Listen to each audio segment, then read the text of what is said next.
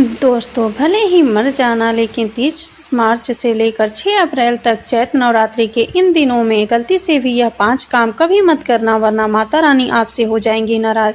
घर में आएंगी कंगाली और गरीबी। यदि आप भूल से भी चैत्र नवरात्रि पर इन कामों को कर देते हैं तो माता रानी कभी भी आपको माफ़ नहीं करेंगी और आपको उल्टा श्राप दे देंगी। जी हाँ दोस्तों, इस बार की चैत्र नवरात्रि पर पूजा पाठ व्रत भले ही मत करना, लेकिन चैत्र नवरात्रि इन पावन दिनों में इन 5 कामों को मत करना। ऊपर से इस बार की चैत्र नवरात्रि पूरे के पूरे 199 वर्षों के बाद आई है और इस वर्ष चैत्र नवरात्रि में अमृत सिद्धि और सर्वार्थ सिद्धि योग का अद्भुत संयोग बन रहा है। ऐसे में कुछ कार्यों को करने की सख्त मनाही होती है, तो ऐसे में चैत्र नवरात्रि के इन पावन दिनों पर इन 5 कामों को मत करना। आगे आपकी मर्जी। दोस्तों देखिए, बात ऐसी है कि हमारी जिम्मेदारी सिर्फ आपको सलाह देने की है। अब यह आपके ऊपर है कि आप हमारी सलाह को मानते हैं या नहीं, आपकी पूरी मर्जी। लेकिन एक बात पक्की है, अगर आपने हमारी बात मान ली तो आपका काम आसान हो जाएगा और आप सही दिशा में आगे बढ़ेंगे और माता रानी का आस आपके घर में होगा। दोस्तों, पूज्य गुरु जी ने भी अपनी अभी की कथा में बताया है कि चैत्र नवरात्रि पर गलती से भी महिलाओं और पुरुषों को यह 5 काम नहीं करना चाहिए और भक्तों, इस बार की चैत्र नवरात्रि को हल्के में लेने की भूल भी ना करना, क्योंकि इस बार की चैत्र नवरात्रि पूरे 150 सालों के बाद महाकुंभ की समाप्ति के बाद पड़ रही है। इसीलिए विशेषकर भक्तों, चैत्र नवरात्रि के दिन आपको इन कामों को करने की सख्त मनाही होती है। अगर कोई भी स्त्री हो या पुरुष बिना जानकारी के इन कामों को करता है तो उससे माता रानी रुष्ट हो जाती हैं और उसे आजीवन निराश रहना पड़ता है। हमारे हिंदू धर्म में चैत्र नवरात्रि का दिन बहुत ही खास माना गया है, क्योंकि यह दिन माता रानी के 9 अलग अलग स्वरूपों को समर्पित होते हैं। यदि कोई भी व्यक्ति चैत्र नवरात्रि पर यह 5 काम करता है तो उससे माता रानी नाराज हो जाती हैं, जिससे उस व्यक्ति को कंगाली और गरीबी का सामना करना पड़ सकता है। खासकर सुहागन महिलाएं इस बात का विशेष ध्यान रखें, वरना घर में आएगी भयंकर गरीबी। तो दोस्तों, आप लोग इस वीडियो को हल्के में न लेना, क्योंकि इस बार कई वर्षों बाद ऐसा दुर्लभ संयोग बना है कि इस बार की चैत्र नवरात्रि बहुत ही दुर्लभ संयोग में पड़ रही है। साथ ही जानेंगे कि चैत्र नवरात्रि पर आप कौन से उपाय करें जिससे आपको अपने जीवन में 101% धन की प्राप्ति हो। साथ ही इस वीडियो में हम जानेंगे कि आपको चैत्र नवरात्रि पर इन 5 गलतियों को नहीं करना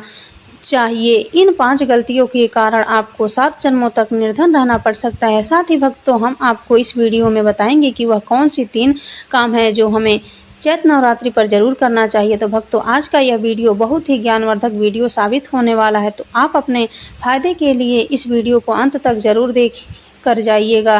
कई लोग होते हैं जो वीडियो को बीच से देखते हैं, काट कर देखते हैं और फिर ऐसे व्यक्ति को जीवन में कभी सफलता हासिल भी नहीं हो सकती। इसीलिए वीडियो को आधा अधूरा छोड़ कर न जाएं, आप वीडियो को पूरा ही देख कर जाएँ कि इस वीडियो में आप लोगों को चैत्र नवरात्रि के दिन वह ऐसी कौन सी 5 गलतियां हैं जो आपको नहीं करनी चाहिए, एवं इस दिन आपको क्या खाना चाहिए और क्या नहीं खाना चाहिए, जिससे परिवार में दोष न लगे। और चैत्र नवरात्रि के दिन किए जाने वाले 3 से 4 रामबाण उपाय भी बताऊंगी और आपको इस दिन किन किन बातों का ध्यान रखना है। और इसी के साथ इस बार चैत्र नवरात्रि पर आपको कौन से 3 काम करने से बचना चाहिए, यह सारी जानकारी मैं आपको इस वीडियो में बताऊंगी। इस वीडियो को देखने के बाद आपको कोई और वीडियो देखने की ज़रूरत नहीं पड़ेगी। तो चलिए भक्तों, अब हम इस वीडियो पर ज़्यादा समय बर्बाद ना करते हुए आगे बढ़ते हैं। भक्तों, अगर आप भी चाहते हैं कि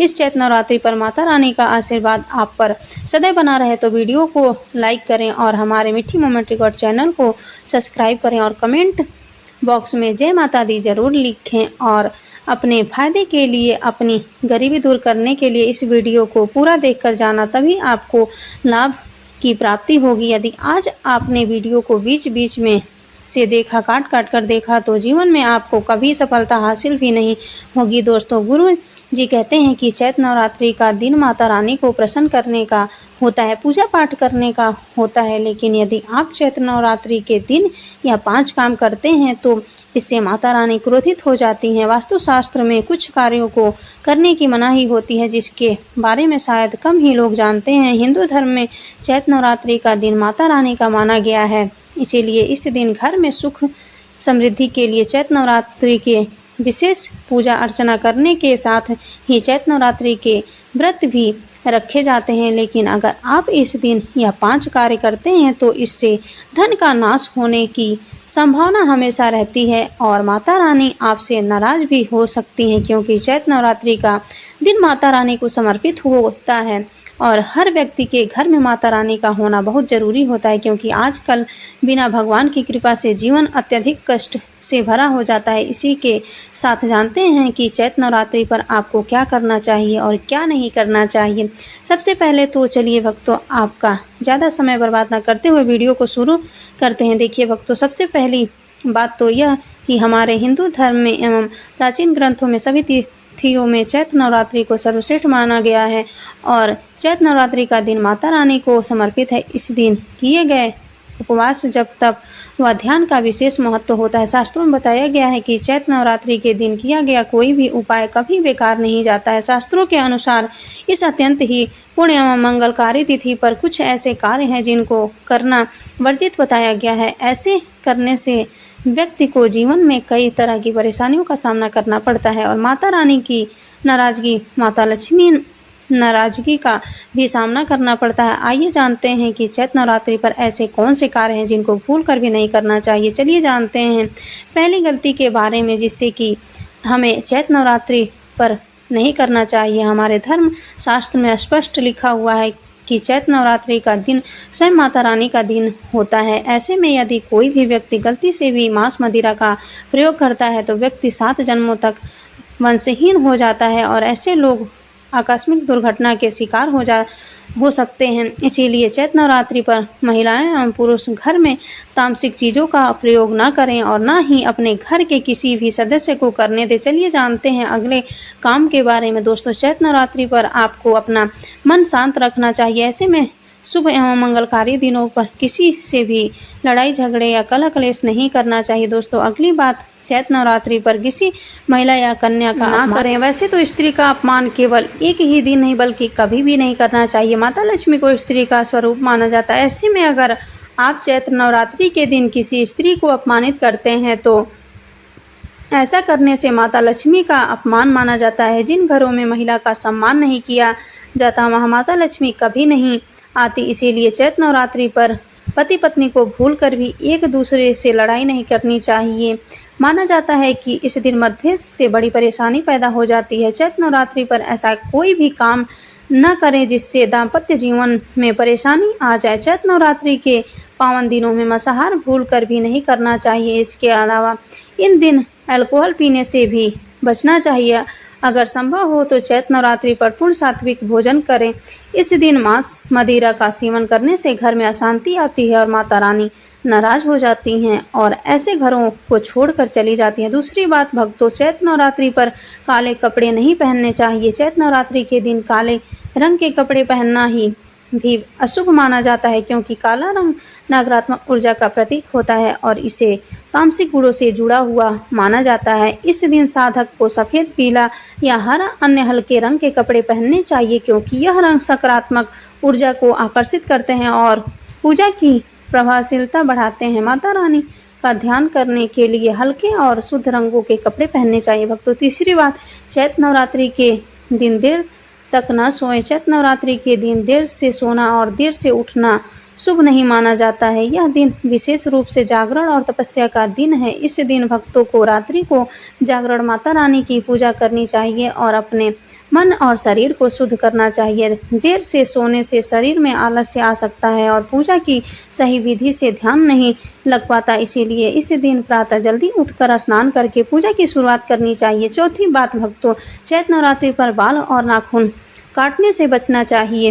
चैत्र नवरात्रि पर बाल और नाखून काटना भी अशुभ माना जाता है। यह दिन पवित्रता और तपस्या का होता है और शरीर को अपवित्र करना इस दिन के उद्देश्य के विपरीत है। धर्मशास्त्र के अनुसार इस दिन शरीर के किसी भी अंग का सफाई या कटाई से बचना चाहिए। यह दिन ध्यान साधना और माता रानी के प्रति निष्ठा का होता है, इसीलिए इस दिन इन कार्यों से दूर रहना चाहिए। दोस्तों, गुरुजी कहते हैं कि नवरात्रि के दिन दान पुण्य करना अच्छा माना जाता है, लेकिन इस दिन कुछ चीज़ों का दान करना भी शुभ नहीं माना जाता। नवरात्रि के दिन 9 दिनों में किसी भी व्यक्ति को सरसों के तेल का दान नहीं करना चाहिए। माना जाता है कि सरसों के तेल का दान करने से शनि ग्रह कमजोर होता है, इससे आपके भौतिक सुख में कमी आती है, और साथ ही लोहा या लोहे से निर्मित वस्तु भी किसी को नहीं देना चाहिए। दोस्तों, अगला तामसिक चीज जैसे कि प्याज लहसुन का दान आपको इन दिन भूल कर भी नहीं करना चाहिए। इससे आपकी कुंडली में माता लक्ष्मी और शुक्र ग्रह का भाव कमजोर हो जाता है। वहीं नवरात्रि के दिनों में पति पत्नी को भूल कर भी एक दूसरे से लड़ाई नहीं करनी चाहिए। भक्तों, अगली गलती जो हमें चैत्र नवरात्रि के दिन भूल कर भी नहीं करनी चाहिए, वह है अपने घर के मुख्य द्वार पर जूते चप्पल या झाड़ू रख दी जाती है तो माता लक्ष्मी तुरंत वहां से लौट जाती हैं, और जब लक्ष्मी घर में नहीं आती तो दरिद्रता का वास हो जाता है। यह घर में पैसों की तंगी और बुरे समय की शुरुआत करता है। तो इस दिन ध्यान रखें कि अपने घर के मुख्य द्वार को साफ रखें और जूते चप्पल बाहर न रखें। अब बात करते हैं नींबू और हरी मिर्च की। आपने अक्सर देखा होगा कि लोग अपने घर के मुख्य द्वार पर नींबू और हरी मिर्च टांगते हैं। इसका कारण यह है कि नींबू और हरी मिर्च दरिद्रता का आहार मानी जाती है। जब यह मुख्य द्वार पर ही मिल जाए तो दरिद्रता आपके घर में प्रवेश नहीं कर पाती। इसीलिए चैत्र नवरात्रि के दिन यह प्रथा विशेष रूप से की जाती है ताकि घर में दरिद्रता न आए। एक और बात जो बहुत लोग पूछते हैं ये वह है कि घर में लक्ष्मी क्यों नहीं आती। तो देखिए, घर में महिलाओं का सम्मान न करने से लक्ष्मी का वास नहीं होता। अगर घर में महिलाएं और बुजुर्गों का अपमान किया जाता है तो वहाँ लक्ष्मी नहीं आती हैं, क्योंकि महिलाएं खुद लक्ष्मी स्वरूप होती हैं। इसीलिए चैत्र नवरात्रि के दिन और हमेशा महिलाओं का सम्मान करें। इसके साथ ही घर में कभी भी खंडित मूर्तियों की पूजा नहीं करनी चाहिए। बहुत लोग अपने मोह के कारण टूटी फूटी मूर्तियों की पूजा करते रहते हैं, लेकिन शास्त्रों के अनुसार जहाँ खंडित मूर्तियाँ होती हैं वहाँ देवी देवता का वास नहीं होता। तो अगर घर में किसी भगवान की मूर्ति टूट गई हो या फोटो फट गई हो तो उसे मिट्टी में दबा दें या नदी में प्रवाहित कर दें। चैत्र नवरात्रि के दौरान शादीशुदा महिलाओं को या किसी भी महिला को एकदम सफ़ेद रंग के कपड़े पहनकर पूजा पाठ नहीं करना चाहिए। साथ ही साथ एकदम काले रंग के कपड़े भी नहीं पहनना चाहिए। इससे पूजा व्रत आदि खंडित हो जाती है, क्योंकि रंग को शोक का प्रतीक माना गया है। भक्तों, माता की चौकी जब आप लगाएं तो उसके नीचे कागज नहीं लगाना चाहिए। माता की चौकी हमेशा लाल कपड़ा बिछाकर ही बनाना चाहिए। हमेशा याद रहे, नवरात्रों के इन 9 दिनों तक व्रतधारी को अपना आसन चौकी के आगे ही लगाना चाहिए। और यदि आपने नवरात्रि में माता की चौकी स्थापित की है और जवारे बोए हैं तो उसे नवरात्र के दौरान अकेला नहीं छोड़ना चाहिए। ऐसा करना बहुत ही अशुभ माना जाता है। इससे दुर्गा माता नाराज हो जाती हैं और हमेशा के लिए चली जाती हैं। भक्तों, अब बात करते हैं दुर्गा माँ को नवरात्रि में कौन सी चीज़ चढ़ाना चाहिए और कौन सी चीज़ें भूल कर भी नहीं चढ़ाना चाहिए। भक्तों, भूल कर भी दुर्गा माँ को यह चीज़ कभी मत अर्पित करना, नहीं तो सारी ज़िंदगी बर्बाद रहोगे। ज़िंदगी भर रोने के अलावा कुछ नहीं मिलेगा। भक्तों, नंबर 1, नारियल। हिंदू धर्म में नारियल को सुख समृद्धि धन और सम्मान का सूचक माना जाता है। नारियल को श्रीफल भी कहा जाता है। नारियल का हर मांगलिक कार्य में विशेष महत्व होता है। भक्तों, जैसे कि हम सभी जानते हैं कि दुर्गा माँ के कई मंदिरों में नारियल से बलि भी दी जाती है, और दुर्गा माँ के पूजन में नारियल का इस्तेमाल हम सभी करते हैं। खासकर कलश की स्थापना नारियल रखकर ही की जाती है। दुर्गा माँ के पूजन में हम नारियल इस्तेमाल करते हैं समय कुछ गलतियां कर बैठते हैं। नारियल कई प्रकार के होते हैं, एक हरा दूसरा सूखा जिसके अंदर पानी होता है। जिस नारियल के अंदर पानी होता है माँ रानी के पूजन में सदैव पानी वाला और जटा वाला नारियल ही अर्पित करें। कलश स्थापना में साबुत नारियल होना चाहिए। नारियल चटका हुआ ना टूटा हुआ नहीं होना चाहिए, क्योंकि साबुत नारियल ही पुण्य और पवित्रता का प्रतीक होता है। साबुत नारियल ही सुख समृद्धि का प्रतीक होता है। साबुत नारियल को ही श्रीफल यानी कि माँ लक्ष्मी का फल कहा जाता है। चैत्र नवरात्र में दुर्गा माँ की कलश की स्थापना करते समय जटा वाला और पानी वाला नारियल ही कलश पर स्थापित करना चाहिए। साथ ही यह ध्यान रखना चाहिए कि नारियल को सदैव कलश के नीचे लेटाकर रखना चाहिए। घट स्थापना यानी कलश स्थापना करते समय कभी भी नारियल को खड़ा करके नहीं रखना जाता।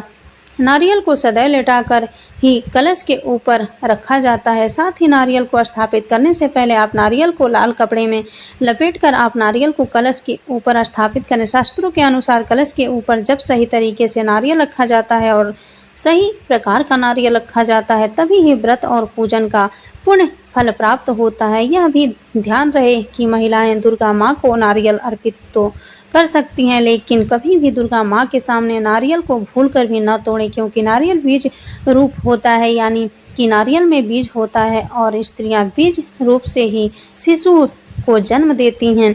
इसीलिए कभी भी महिलाओं को नारियल नहीं तोड़ना चाहिए। भक्तों, नंबर 2, लौंग हम सभी दुर्गा माँ के पूजा में इस्तेमाल करते हैं, लेकिन लौंग का इस्तेमाल करते समय एक बहुत ही बड़ी गलती कर बैठते हैं। हमेशा ध्यान रखना चाहिए कि माँ दुर्गा को सदैव लौंग के साथ इलायची भी अर्पित करना चाहिए। लौंग के साथ घी चढ़ाने से दुर्गा माँ काफ़ी प्रसन्न होती हैं। नंबर 3, तुलसी के पत्ते।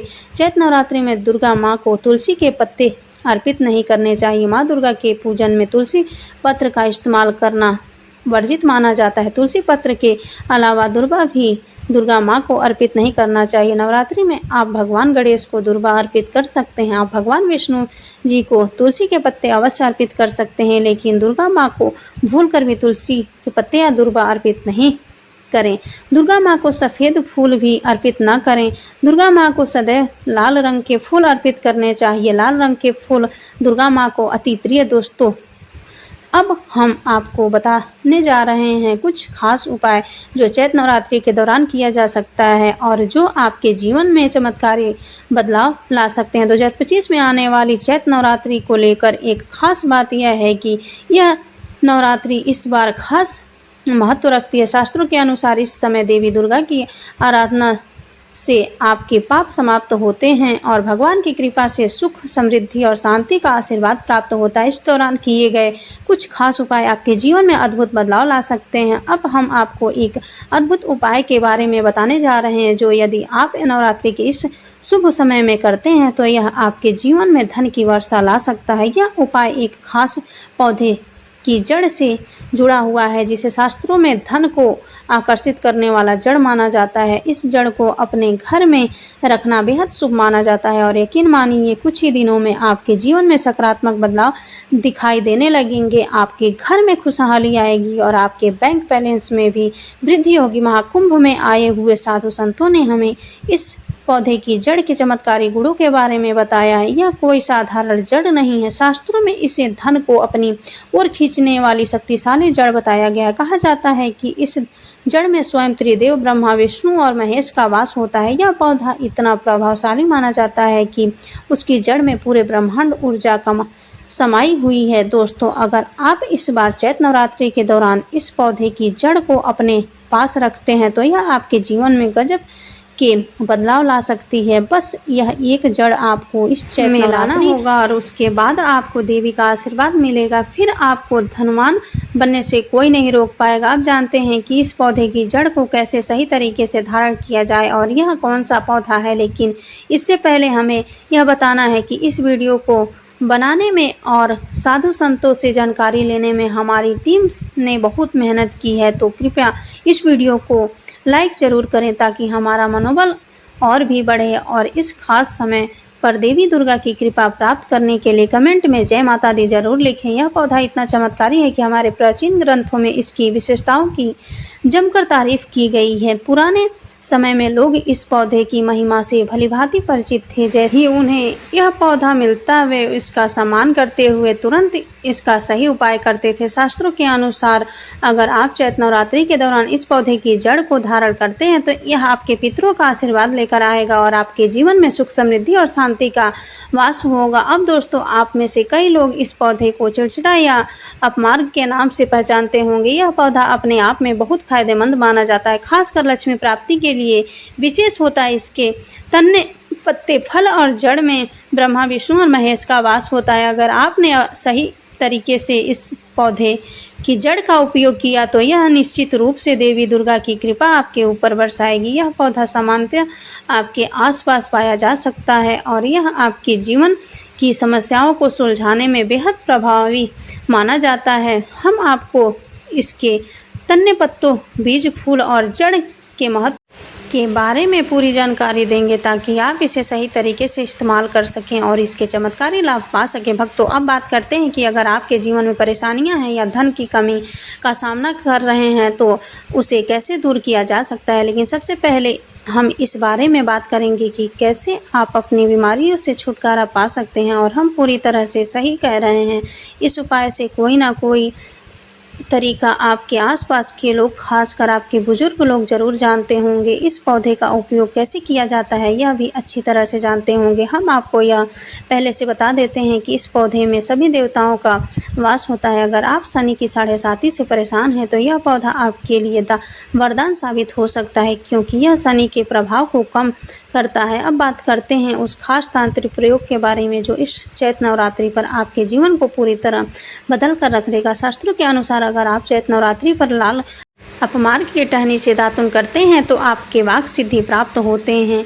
इसका मतलब है कि जो भी आप कहेंगे सच हो जाएगा। जी हाँ दोस्तों, चैत्र नवरात्रि पर अगर आप इस पौधे से दातुन कर लेते हैं तो आपकी जुबान पर साक्षात मां सरस्वती का वास हो जाएगा। इसके अलावा अपमार्ग की जड़ का चैत्र नवरात्रि पर 9 दिन तक विधि पूर्वक पूजन करें और इसे मंत्रों से अभिमंत्रित करके अपने हाथ में बांध ले। ऐसा करने से आपको बड़ी से बड़ी समस्याओं से छुटकारा मिलता है और आपके जीवन में खुशहाली आती है। और एक खास बात, अपमार्ग या चिड़चिड़ा को घर में लगाना भी बहुत शुभ माना जाता है। तो इस चैत्र नवरात्रि पर इस चमत्कारी पौधे का उपयोग करें और अपने जीवन में सकारात्मक बदलाव महसूस करें। दोस्तों, वीडियो पसंद आई हो तो हमारे मीठी मोमेंट रिकॉर्ड चैनल को सब्सक्राइब और वीडियो को लाइक ज़रूर करें। यह तमाम जानकारी जन रुचि को ध्यान में रखकर दी जा रही है। ज्योतिष और धर्म के उपाय और सलाहों को अपनी आस्था और विश्वास पर आजमाएं। वीडियो का उद्देश्य मात्र आपको बेहतर सलाह देना है। इस संदर्भ में हम किसी भी प्रकार का कोई दावा नहीं करते हैं।